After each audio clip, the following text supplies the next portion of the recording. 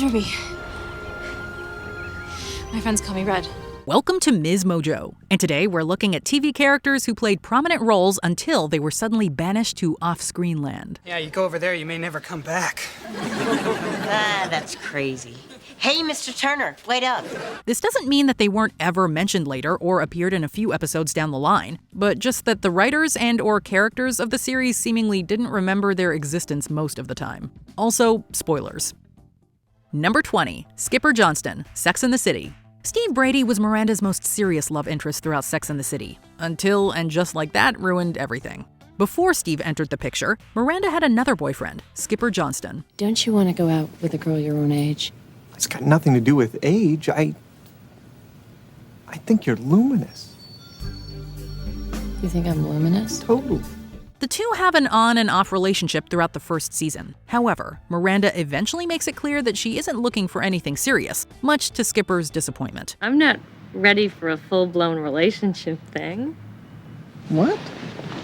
I mean, we can see each other and still see other people, right? No, we can't.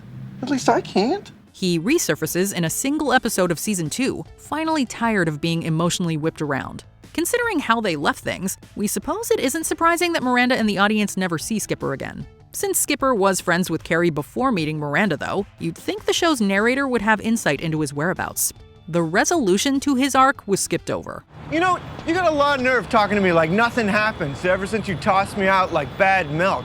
You know, I'll tell you, I've been friggin' wonderful now that I've got you out of my system. Number 19, Beiru Az, 24. Day 4 introduces the Az family. On the surface, they appear like a normal suburban family that immigrated to America. Behind closed doors, though, they are secretly working with a Middle Eastern terrorist named Habib Marwan. While his parents are committed to their so-called cause, teenage son Beiru Az is apprehensive, especially after his girlfriend is murdered. But she didn't tell anyone. And we're fortunate that's the case. But she still saw the warehouse, and she could tell the authorities about it if she's ever brought in for questioning. His mother is eventually prompted to switch sides for her son's sake, although she's killed in the process. CTU later trades Beiru Az to the terrorists for Jack Bauer. Does my mother know about this? Yes. You made a deal with her to put us both in witness protection. And we'll do everything to abide by that deal. Then don't do this! That's not an option. Although Beiru Az is given tracking devices, they are swiftly destroyed. CTU loses track of Beiru Az, as does the audience. A few deleted scenes would have revealed that Beiru Az was rescued, but in the official canon, his day was cut short. My mom is okay, so I would agree to help you. We didn't have a choice, Perez. I'm sorry. Number 18, Alex Lesman, Gilmore Girls. The third season introduces Alex, Suki's friend of a friend. Alex emerges as a love interest for Lorelai, even though he's outdoorsy and she is not. Nevertheless, the two enjoy each other's company. Your mom's never been fishing before, has she? Oh, no, she's a well-seasoned fish killer. Uh-huh. I made lunch reservations at the Shahala Lodge and Spa afterward. Think she'll like that? She'll love that. Good. Go back to sleep. After appearing in 3 episodes, Alex suddenly goes AWOL. Lorelai mentions later in the season that they're still seeing each other, but it doesn't sound like she's very invested. I don't know. I don't know what I'm feeling or what I'm looking for these days, and I hate that. It's so wishy-washy, but it's true. I mean, technically, I'm still seeing Alex, although it's more intermittent than ever. That is the last we hear of Alex, and the show never explains what happened to him. Since Lorelai goes on to have relationships with a few other guys, it's safe to say she broke up with Alex at some point. Or maybe she forgot to break up with him. The Gilmore Girls tend to do that. Rory, due to our ever-conflicting schedules, I think we should break up. Take care, Paul. Who? I can't believe how I treated him. I suck. Number 17, Lindsay Gardner, The OC. In season 2, Ryan dates new girl Lindsay Gardner, who is later revealed to be Caleb Nichols' daughter from an affair. Oh my God. Oh my God. No way. I'm so sorry, sweetie. I should have told you. This kind of means Lindsay is Ryan's aunt, but don't worry, they aren't biologically related. Although there is blood between Lindsay and Seth, with whom she also went out on a single occasion. I think you and I have a lot to be grateful for. Most of all, that we didn't start dating. Oh, yeah, because that would have been gross on several levels. While Caleb considers adopting her, Lindsay decides to move to Chicago with her mom, leaving Ryan behind. Lindsay never returns to Newport, not even when Caleb dies later that season. Granted, they didn't have the best relationship, but it still feels odd that Lindsay didn't show up for Caleb's funeral. We assumed she would at least be there for her half-sister Kirsten, who was also dealing with heavy substance use around this time. This is really weird. Oh, it's our family. Number 16, Brendan Lambert, Step by Step. When you're part of a big family, it's easy to get lost in the shuffle. In a sitcom like Step by Step, you can get lost altogether. Oh no, you're not having another kid, are you? No. As a matter of fact, we're thinking of getting rid of a couple we already have. Such was the case with Brendan Lambert, Frank's second-born son. Played by Josh Byrne, Brendan was a part of the Foster-Lambert bunch for 6 seasons. When the sitcom moved to CBS for a 7th and final season, we guess the showrunners forgot to pack Brendan. Did you hear that? Oh, I'm sorry, honey. Just a little backup on the breakfast sausage. Not that. The silence. It already felt like Brendan was being phased out of the show. He was absent from several season 6 episodes, with more attention going to little sister Lily. Behind the scenes, Byrne went to high school and left acting behind. That explains Brendan's absence, albeit not within the context of the show's universe. You take him up to his room and help him with his math, and you wear anybody's underwear you want to. Just don't show me. Number 15, Violet and Rosco Plunkett, Mom. This sitcom's premise changed over time. As the title suggests, it was initially about a mom raising her 2 kids while reconciling with her own mom, Bonnie.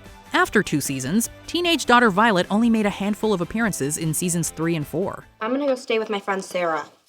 Okay. When are you coming back? I'm not. What are you talking about? I don't want to be here anymore. I'm done with all this. No.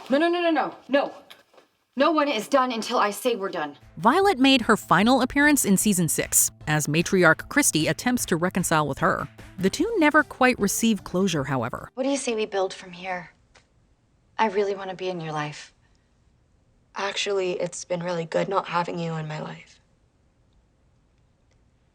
I'm finally in a healthy place right now, and I think that what would be best for me is to not have a relationship with you. Violet still got more closure than younger half-brother Rosco, who was last seen in season 4. Rosco goes to live with his father and stepmother, a plot point that's glanced over. While many felt the series improved as the focus shifted to Christy, Bonnie, and their support group, it's strange that a show called Mom forgot the kids. You take that back. Make me. Wait. If you guys are gonna do this, let's get a mud pit and make some money. Number 14, Adam Milligan, Supernatural.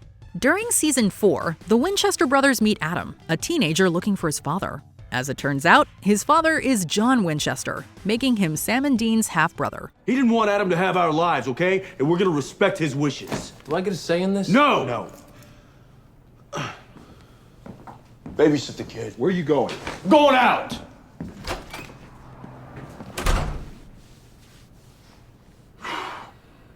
Is he always like that? Welcome to the family. The dynamic duo soon learns that this is actually a ghoul that killed Adam and took his form. That said, Adam was still their brother. Adam is resurrected the following season, only for Michael to possess him. When Sam and Adam both wind up in hell, Dean can't save them both. Naturally, he chooses Sam. Come on, move it! No! Dean, help! In a show about brotherhood, one might think that Sam and Dean would channel their energy into freeing Adam. Yet Adam doesn't resurface until the 15th and final season. Even then, it's a little unclear what ultimately becomes of him. No, we bailed on you, okay? And there's nothing that we can say to fix that. How about, I'm sorry. Number 13, Mandy Hampton, The West Wing. I'm accomplished and brilliant.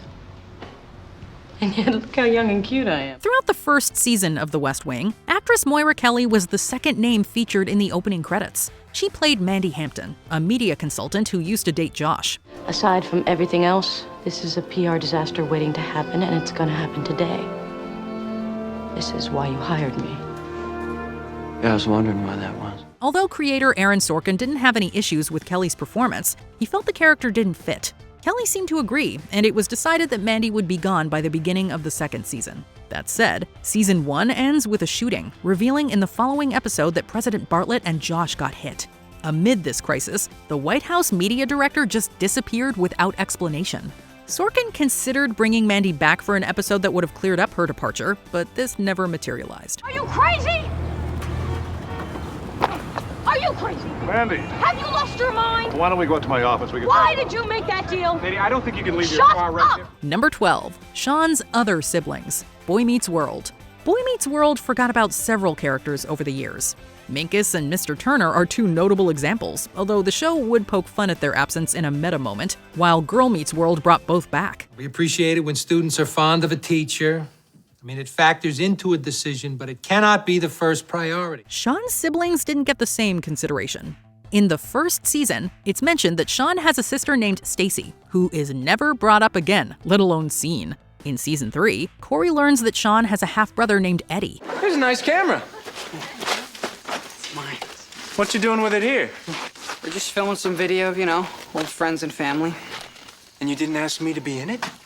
Should I be insulted? Technically, they're stepbrothers, as Shawn later finds out the woman who raised him wasn't his biological mother.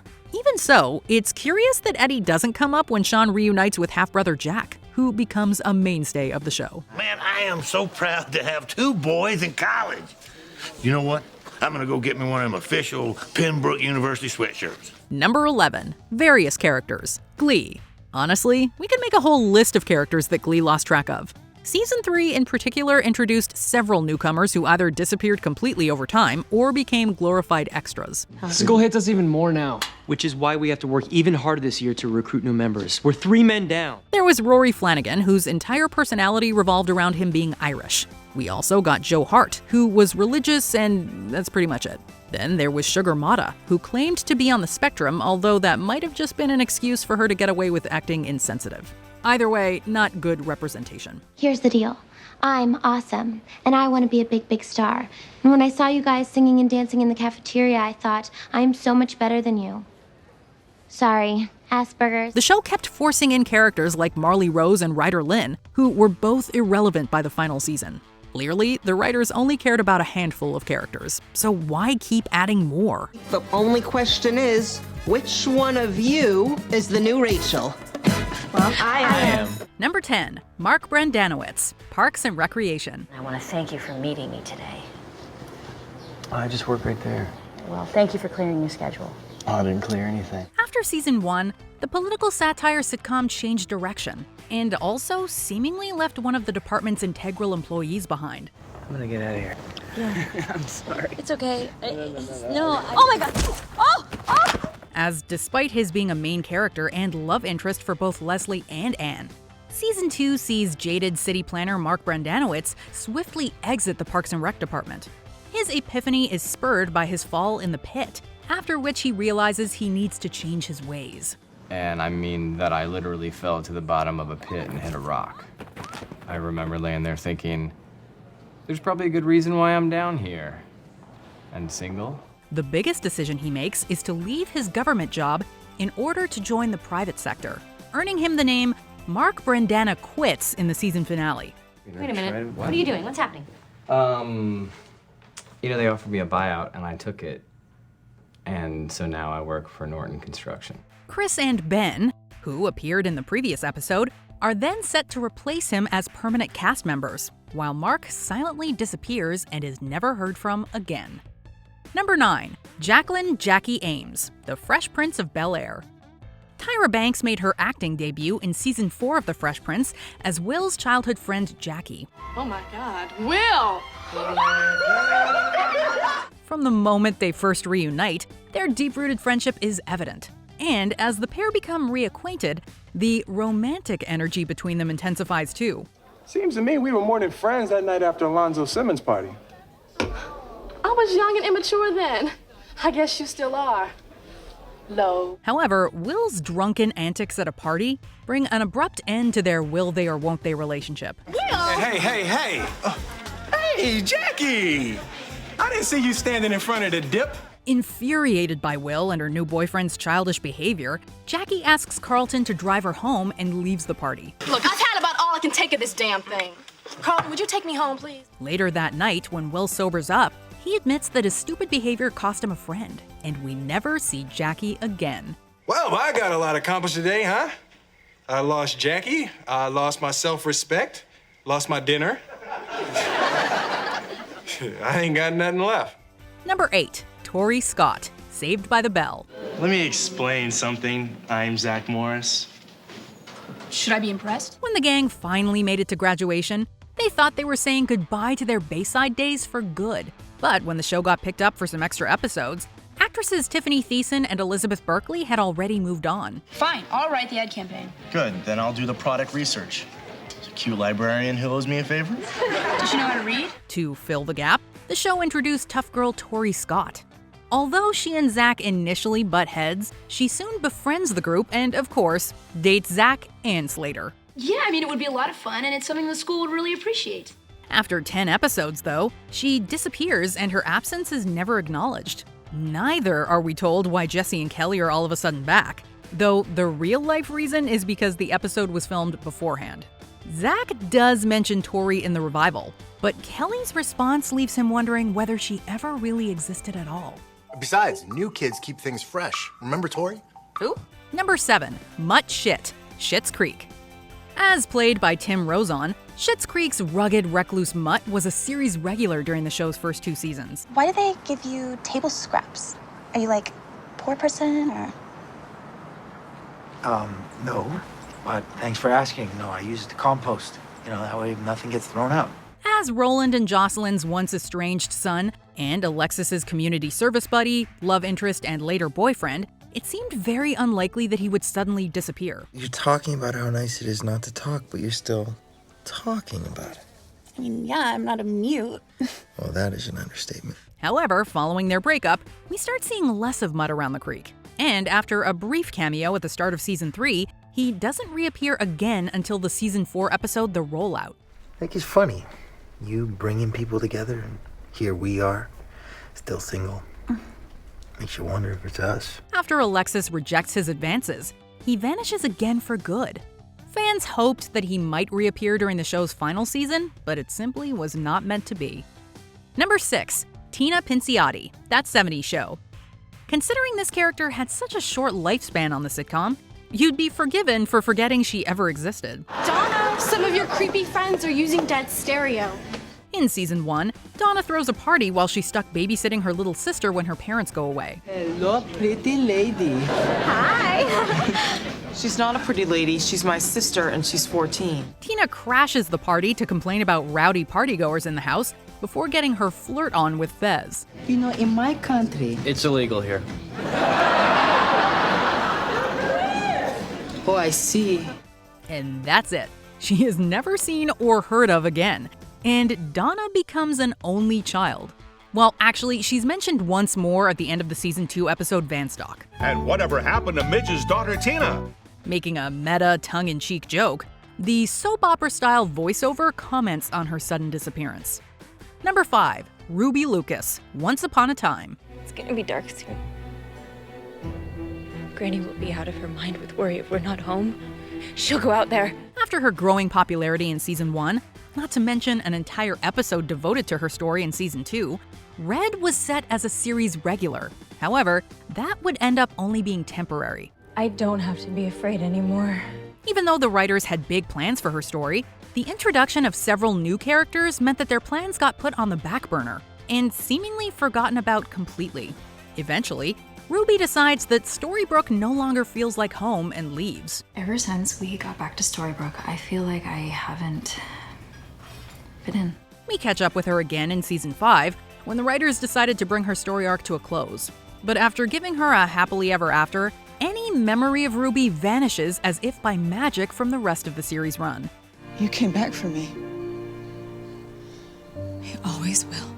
Number 4, Terry McGregor, Degrassi, The Next Generation. Hey guys, what's going on? Poor Terry was put through a lot during the first 3 seasons, including a harmful relationship that later left her in a coma. She called me a psycho. That's just Paige being Paige. Going into season 4, you might hope that the writers would cut her some slack, but instead, she completely disappears. Rick, you're hurting me. You're not going. You're not. You're not. You're not.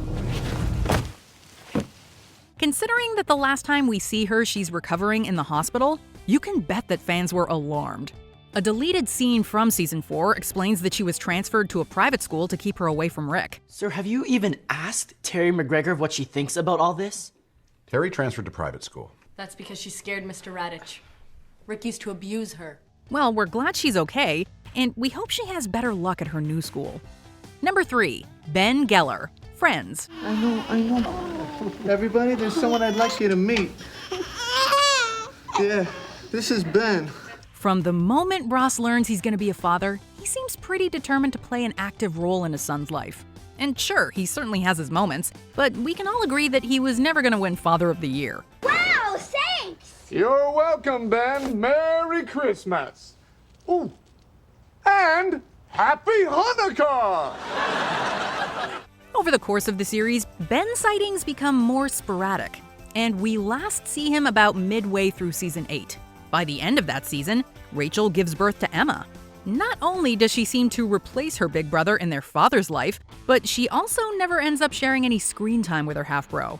To top things off, Jack Geller seems to forget that Emma isn't actually his first grandchild. Look at her. My first grandchild. What about Ben? Well, of course, Ben. I meant my first granddaughter. Number 2, Chuck Cunningham, Happy Days. Looks to me like he's got girl problems. Hardcore Happy Days fans might recall that in the first 2 seasons, Richie and Joni had an older brother named Chuck. Hey, this is terrific soup. Can I have some more? While local bad boy Arthur Fonzie Fonzarelli grew in popularity with viewers, Chuck was phased into the background and eventually vanished without a trace. My old roommate just moved out. Why don't you move in with me? The show continued as if he never existed, with the hope that fans wouldn't notice or would at least play along. However, not only did they notice, but they also coined the term Chuck Cunningham syndrome. This has since caught on as a blanket term for those characters who, like Chuck, simply evaporated from their shows. Hey, wait a minute, Rich. Make sure you get the ball in the picture. Before we continue, be sure to subscribe to our channel and ring the bell to get notified about our latest videos. You have the option to be notified for occasional videos or all of them. If you're on your phone, make sure you go into your settings and switch on notifications. Number 1, Judy Winslow, Family Matters. Well, what's 7 times 9? 63. Thanks. Originally a spin-off of Perfect Strangers, Family Matters was meant to center on the Winslow family. You're supposed to use a sponge. I did, but I still didn't get all that glue off my tongue. However, after introducing the hugely popular nerdy neighbor Steve Urkel, the show decided to take a new direction. This was bad news for the Winslow's youngest daughter, Judy, who started to fade into the background. So, Grandma, are you going to be a June bride? We last see her in season 4's Mama's Wedding, in which she's seen as a flower girl during Estelle and Fletcher's wedding. The sitcom had plans to bring her back for Steve and Laura's wedding, where they would also explain her absence, but Family Matters was canceled before they got a chance. Which forgotten character do you think deserved better? Let us know in the comments. Maybe lunch will take your mind off it a bit. Hope so. Are you sure there was really an Alex? Stop.